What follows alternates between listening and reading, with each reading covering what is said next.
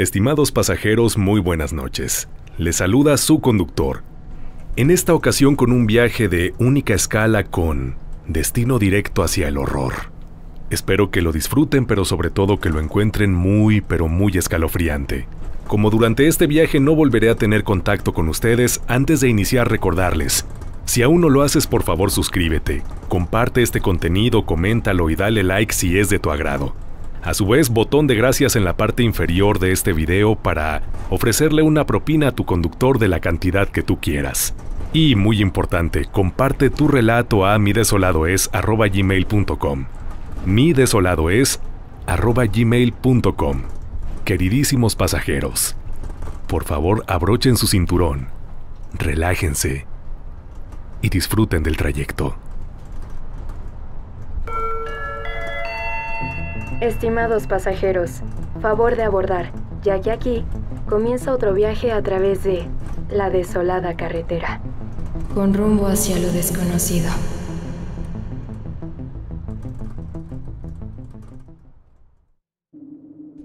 Buenas noches. Me llamo Óscar Sagrero. Escuchando las historias que se han estado publicando en el canal, me he animado a contar algunas vivencias que me han ocurrido a mí y a mi familia, siendo la tercera historia la más reciente y la que me tiene más alterado. Esta historia ocurrió hace unos 20 años, aproximadamente. Esto sucedió en Tlalnepantla de Vaz. Específicamente, todo comenzó en el panteón llamado Jardines del Recuerdo, mismo que se encuentra en dicho municipio del Estado de México.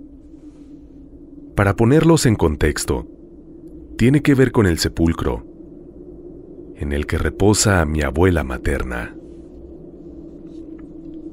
Todo comenzó cuando la familia de mi mamá, la cual por aquellos tiempos aún vivían por estos rumbos, le habían comentado a mi madre la intención que tenían de visitar, limpiar y pasar un tiempo en el lugar donde se sepultó a mi abuela materna. Yo jamás conocí a mi abuela, ya que ella falleció antes de que yo naciera, así que no me sentía muy entusiasmado por la idea de ir a un panteón, sobre todo porque yo en ese tiempo tenía 12 años y mi hermana 15, por lo que por aquellos tiempos queríamos quedarnos en casa y jugar o ver la tele en lugar de ir a estar en el sol, en un lugar como un panteón, y hacer limpieza, algo que a nuestra edad era bastante normal. Cabe mencionar que nosotros vivimos a escasos 10 minutos del panteón, razón por la cual no había pretexto para mi madre. Teníamos que ir y acompañarlos. Y aunque nosotros somos de religión cristiana y no celebramos el Día de Muertos, ni tendemos a visitar de manera constante los sepulcros de nuestros familiares, en esa ocasión fue mi abuelo quien le externó a mis tías las ganas de visitar el lugar en donde fue sepultada mi abuela, y ellas también pensaron que sería una buena idea ir a arreglar y dejar el lugar lo más bonito posible. Recuerdo que ese día, al llegar al jardín donde se encontraba la tumba de mi abuela, nos percatamos que la cruz de mármol que formaba parte de su lápida se encontraba rota y colocada sobre la lápida. Mi abuelo, quien se encontraba con nosotros, tomó dicha cruz y decidió que la limpiaría y arreglaría la lápida por amor y respeto a mi abuela. Tras realizar la limpieza, elevar algunas oraciones y pedirle a los encargados del mantenimiento que por favor se regara continuamente el lugar, y tras realizar el pago de sus servicios, nos dirigimos de regreso a casa, siendo mi abuelo quien, en una bolsa de plástico, colocó la cruz y decidió llevarla con nosotros a nuestro hogar. Mi abuelo en aquellos tiempos no tenía casa propia, porque le había dado el terreno donde vivimos a mi mamá, quien era la hija más joven de él. Debido a esto, frecuentemente pasaba temporadas quedándose con nosotros en casa. Después pasaba un tiempo en casa de alguna de mis tías, y de esa manera, mi abuelo pasaba tiempo con cada una de sus hijas. Gracias a esta dinámica, cada una participaba en el cuidado y atenciones que requería, ya que al ser muy mayor, y una persona que vivió en el campo, acostumbraba mucho salir a caminar, siempre con su bastón de madera, hecho por él, y con su sombrero al cual le ponía una pluma de pavo real. Ese día, tras regresar del panteón, mi abuelo fue al patio trasero de la casa, en donde tenemos los lavabos, la lavadora y todo lo necesario para la limpieza de la casa, y se dedicó un largo tiempo a limpiar con calma la suciedad que poco a poco se había impregnado en esa cruz. Yo le ayudé pasándole las cosas que necesitaba, y al poco tiempo la cruz quedó completamente limpia. Era muy sencilla, ya que no contaba con alguna imagen o diseño. Solamente era una cruz en mármol blanco, la cual en su base se encontraba rota. Mi abuelo revisó la base y decidió que lo mejor era ponerla a secar, amarrándola con un alambre y colocándola sobre el lavabo, de tal manera que el agua terminaría por escurrir hacia el mismo y finalmente se evaporaría. La reunión familiar no se alargó mucho. Mis tías por la tarde decidieron llevarse a mi abuelo por unos meses a que viviera con ellas un tiempo, ya que mi mamá tenía mucha carga encima en ese entonces, al tener que cuidarnos a mi hermana y a mí, llevar un negocio familiar, y además con mi papá trabajando como maestro en una comunidad rural, debido a la falta de empleo y la precaria economía que en aquellos entonces había a lo largo del país. Así que vio con agradecimiento este gesto por parte de sus hermanas. Ella ayudó a que mis tías pudieran llevarse algunas de las pertenencias de mi abuelo, sin saber que esa cruz, colgada en el patio trasero, a la espera de que mi abuelo regresara para terminar de repararla, sería la que iniciaría una etapa muy difícil y macabra en nuestra casa. La primera manifestación que ocurrió fue atestiguada por mi hermana y por mí. Por las tardes, al llegar a casa de la escuela, mi hermana y yo acostumbrábamos a hacer la tarea en la cocina, ya que teníamos una mesa muy grande y una televisión muy cerca de la mesa, la cual nos ayudaba mucho a hacer más amena la tarde. Mi mamá atendía su negocio, por lo que solamente nos encontrábamos dentro de la casa nosotros dos. En aquella ocasión escuchamos claramente una voz en el patio trasero, la cual gritaba el nombre de mi hermana, como si alguien desde alguna casa cercana le gritara buscando que ella le prestara atención. Al principio no hicimos tanto caso. Sin embargo, con el paso de los días, pasaron de gritar el nombre de mi hermana a gritar el mío. Cabe mencionar también que en ese patio nosotros teníamos unos columpios que mi abuela paterna nos había regalado, por lo que mi mamá había tenido a bien poner un bote de plástico como el que se usa para depositar las bolsas más grandes de basura, y en el cual guardábamos los juguetes que no podíamos tener dentro de la casa, por lo que en muchas ocasiones, cuando dichos gritos eran escuchados por alguno de nosotros, nos encontrábamos en el patio y a veces en la cocina, la cual estaba muy cerca del mismo. Decidimos platicarle a mi mamá la situación, pero con incredulidad y algo de molestia. Nos comentaba que tal vez era algún vecino, ya que no era raro poder escuchar las conversaciones o discusiones de los vecinos desde nuestro patio, por lo que en nuestra ignorancia decidimos hacerle caso a mamá y no darle más vueltas al asunto. Esas manifestaciones fueron incrementando en intensidad. De pronto ya no eran solo gritos lejanos. A veces al caer la noche y mientras hermana y yo veíamos la tele en la sala o en la cocina, podíamos ver siluetas de personas que se asomaban lentamente desde los puntos ciegos de la casa. Muchas veces, al oscurecer podíamos verlos por algunos segundos, como si alguien se asomara desde la puerta del baño que está pegado a la puerta que da al patio trasero. En otras ocasiones les podíamos ver de día, pero muy rápido, como si solamente se aparecieran para hacer notar su presencia y nuevamente pasaran a esconderse de nosotros. Esta situación comenzó a preocuparnos, ya que como niños, a veces nos sentíamos ignorados al contar este tipo de cosas a mamá o papá. Mi padre solamente venía a casa 2 veces al mes, por lo que muchas veces lo único que queríamos era estar con él y no darle más problemas o preocuparlo. Pero la situación cambió rápidamente, al ya no solo ser siluetas. A veces los columpios que les mencioné comenzaban a moverse solos. Por sí mismos, como si el viento los meciera. Pero eso no era posible, ya que contamos con una barda muy alta para evitar que alguien se brincara a la casa, por lo que el viento no podía llegar con tanta fuerza, o al menos no con la suficiente como para mecerlos, ya que además eran de hierro, por lo que se necesitaría de un viento con muchísima fuerza para poder moverlos. Muchas veces al jugar desde el patio o estar en los columpios, podíamos ver gente dentro de la casa. Pasaban por delante de la ventana. Los veíamos en la cocina, y solo muy de vez en cuando, podíamos ver claramente la silueta de una persona la cual nos miraba desde la sala.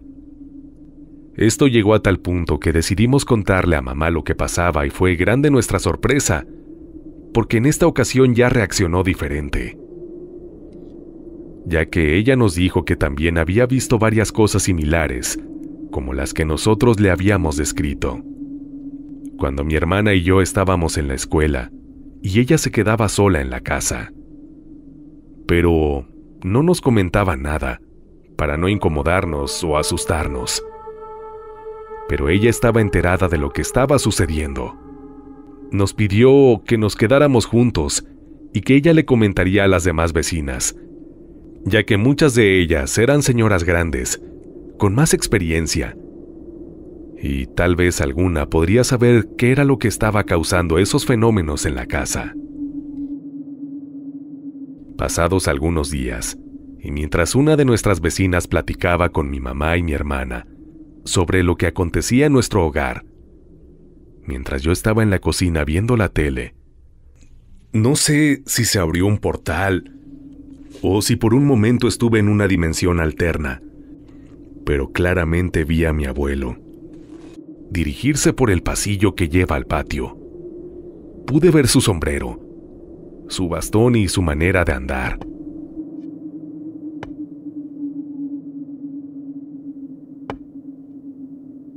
Pero eso no era posible, ya que él se encontraba en casa de alguna de mis tías. Lo vi llegar a la puerta del patio y lo vi dar un golpe seco, el cual hizo sacudirse de manera muy escandalosa la puerta de metal. Salí corriendo a buscar a mi hermana y a mi mamá. Rápidamente les conté lo sucedido y se dirigieron a la casa. Al entrar, mi mamá soltó un grito, pues vio claramente cómo alguien entraba al baño, pero al ir todos juntos a asomarnos, no vimos a nadie dentro. Revisamos minuciosamente, y efectivamente, nadie se encontraba ahí. Estaba completamente vacío. Consultando con una de nuestras vecinas, nos comentó que tal vez había alguien o algo que quería darnos algún tipo de mensaje. Pero nosotros, al ser cristianos, intuíamos que algo muy malo estaba pasando en nuestra casa, pues no era normal que algo así sucediera. La vecina le pidió a mi mamá que le avisara si algo más pasaba, que ella podía hacer algún tipo de limpia, pero nosotros no creemos en esas cosas, por lo que mi mamá le agradeció y le dijo que mejor sería que si algo pasaba, le hablaría para que la acompañara y no lo enfrentara sola. Esta situación finalmente llegó a oídos de mi papá. Mi mamá le platicó por teléfono lo que estaba sucediendo y él quedó de pedir algunos días de vacaciones para estar con nosotros y ayudar en lo que fuera posible a entender qué era lo que nos estaba aquejando. Con el paso de los días, seguimos viendo la figura que simulaba ser mi abuelo en el patio, por lo que ya no salíamos, nos quedábamos en la sala, en donde siempre prendíamos las luces.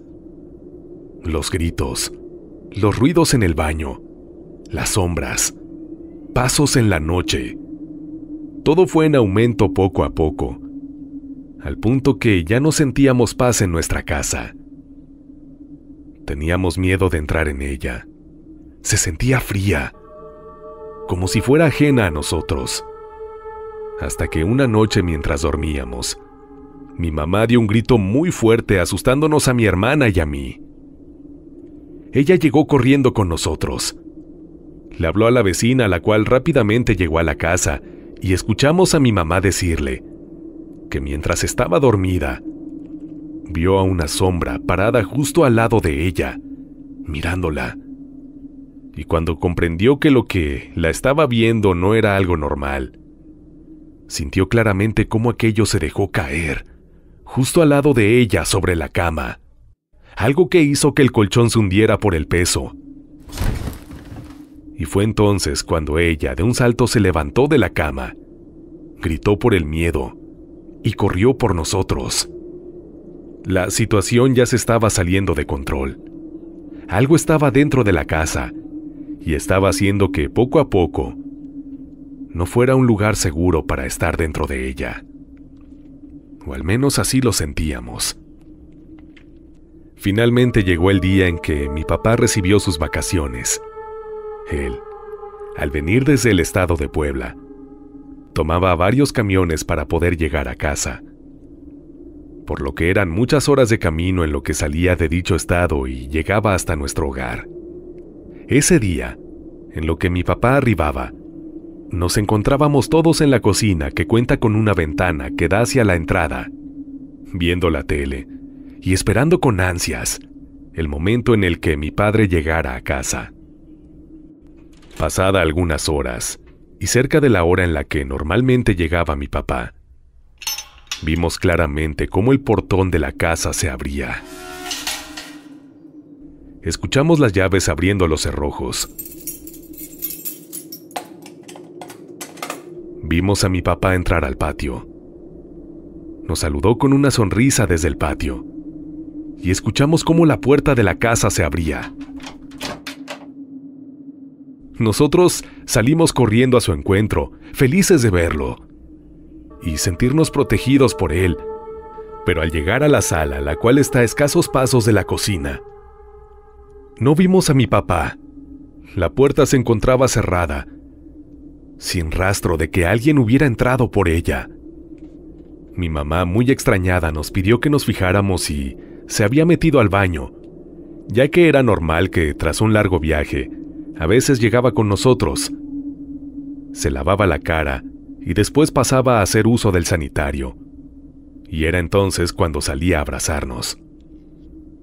Buscamos por toda la casa, no había rastro alguno de mi papá.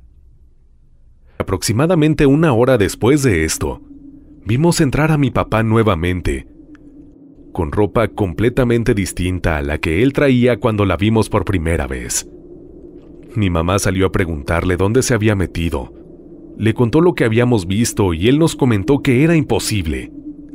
Y apenas acababa de bajar del auto, el cual seguía estacionado mientras el chofer del mismo guardaba el dinero que se le había pagado por el viaje. Esto hizo que mi mamá rompiera en llanto, y fue cuando todos le explicamos a mi papá a detalle lo sucedido en esos días.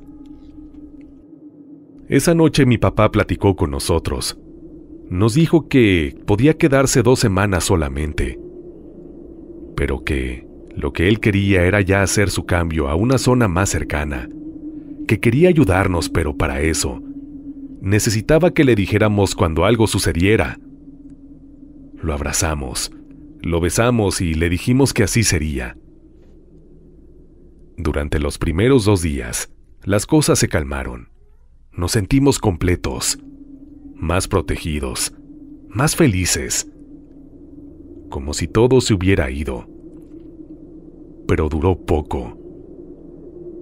Mi papá estaba en el patio, lavando las botas que usaba para andar en el campo, cuando nos contó que escuchó cómo le gritábamos desde la casa, pero al entrar nos vio sentados en la sala viendo la tele. Nos preguntó qué había pasado, y le explicamos que nosotros no habíamos dicho nada, que estábamos viendo la tele, pero entonces escuchamos claramente cómo la puerta del patio se azotaba. Y mi papá rápidamente se dirigió hasta allá. Escuchamos cómo él hacía mucho ruido, como si buscara algo. Escuchamos cómo abría una bolsa de plástico de las que usábamos para la basura. Con cuidado bajó la cruz y nos pidió que le ayudáramos a abrir el portón de la casa. En ese momento, mi papá le pidió a mi mamá que lo acompañara. Subieron al coche y se fueron. Pasadas unas horas, fue mi mamá la que al llegar a casa nos comentó que mi papá vio algo en el patio. Pero ella nunca nos quiso contar qué fue aquello que vio. Ella lamentablemente falleció ya hace 3 años. Fue solamente hasta hace unos meses, cuando nos dirigimos nuevamente al panteón, a limpiar la lápida que está donde mi mamá está sepultada junto con mis abuelos, que mi papá finalmente nos contó lo que vio, tanto tiempo después. Nos comentó que desde que llegó a casa, notó una sensación como de frío muy intenso en ella.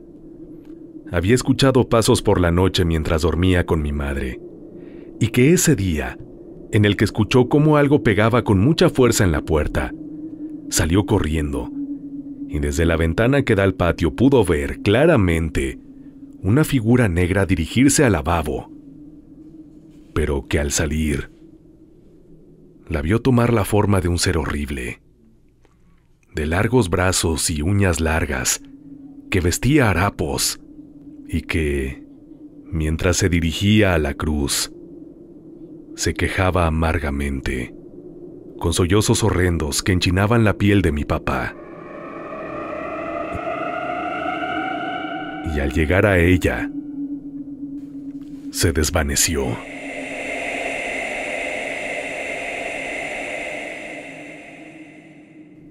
Fue debido a esto que pensó que todo lo que sucedía tenía que ver con ella, con esa cruz. Buscó lo más rápido posible y con el miedo de que algo más pasara, una bolsa para poder depositar la cruz, y al tocarla, la notó extremadamente fría y muy pesada, por lo que la metió en la bolsa y para no asustarnos más, fue con mi mamá. Le pidió que lo acompañara al panteón, y en el corto camino que hay que tomar para llegar a él, le pidió a mi madre que no nos contara nada a mi hermana y a mí, para no alterarnos más. Al llegar al panteón hablaron con uno de los encargados de la limpieza de las tumbas, y le pidieron que por favor terminara de quitar los restos de la cruz rota de la lápida, que ellos les daban la cruz para que hicieran lo que consideraran pertinente con ella, y en ese momento, ambos sintieron un frío seguido de una pesadez y un malestar en la boca del estómago, por lo que ambos se tomaron de las manos y decidieron darse un momento en el que oraron, pidiendo a Dios que las cosas se detuvieran en casa, por mi hermana y por mí, y que lo que fuera que hubiera llevado a casa a mi abuelo al tomar esa cruz, se fuera de nuestras vidas. Al terminar, uno de los encargados del mantenimiento de las tumbas le dijo a mi papá que lo mejor que podían hacer era terminar de romper la cruz, ya que si querían volver a colocarla sería muy difícil volver a trabajarla. Además de que sería muy costoso el cambio en el diseño de la misma. Mi papá le dijo que estaba bien, que la rompiera, pero que también retiraran los restos de la base de la cruz de la lápida, porque no querían que se notara que ahí hacía falta algo. Se quedaron un tiempo a ver que el trabajo terminara. Le agradecieron al encargado y al terminar, les dijo que no se llevaran nada del panteón, pues muchas veces las energías o los seres que ahí habitan se pueden molestar. Mi papá le dio algo de dinero, pero no quiso contarle nada de lo sucedido. Se dirigieron a casa nuevamente y antes de entrar, se encomendaron a Dios. Agradecieron por la vida de mi abuela y entraron a casa, prometiendo no contar lo sucedido. Pero ese día, tras limpiar la lápida, en donde ahora se encontraban los nombres de mis abuelos paternos y el de mi madre, se acordó de lo que había pasado y decidió contárnoslo, recordando que tal vez lo que llegó a casa había entrado por medio de esa cruz, la cual estaba rota, tirada y abandonada, tal vez absorbiendo no solo la suciedad, tal vez también sirviendo como el medio para que algún espíritu que jamás debería haber estado en nuestra casa pudiera llegar y habitarla. Las manifestaciones no se detuvieron en el momento. Me hubiera gustado decir que se acabó de tajo, pero lo cierto es que fue un proceso muy lento, en el que durante meses seguimos pidiéndole a Dios que lo que fuera que llegó a la casa se marchara, y tras varios meses en los que poco a poco se fue calmando la situación, esto finalmente cesó.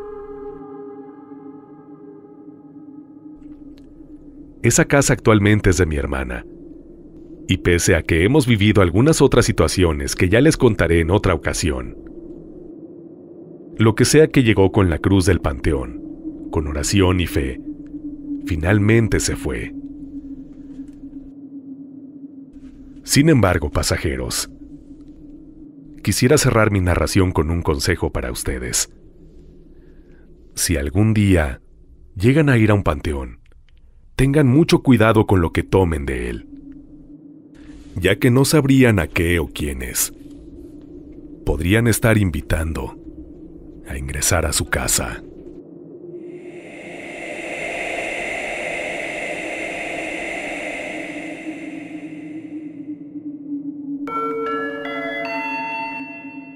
Estimados pasajeros, hemos llegado a nuestro destino. Gracias por acompañarnos en este viaje. Es momento de descansar. Si creen poder,